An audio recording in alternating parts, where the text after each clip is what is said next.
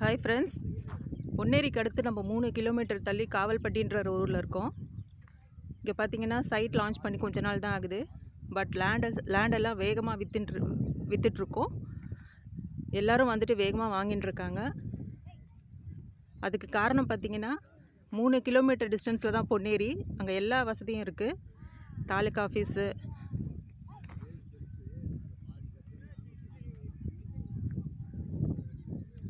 Main பஜார், railway station எல்லாமே இங்கே வந்துட்டு ரொம்ப சீப் அண்ட் பெஸ்ட்டாக கிடைக்கும்.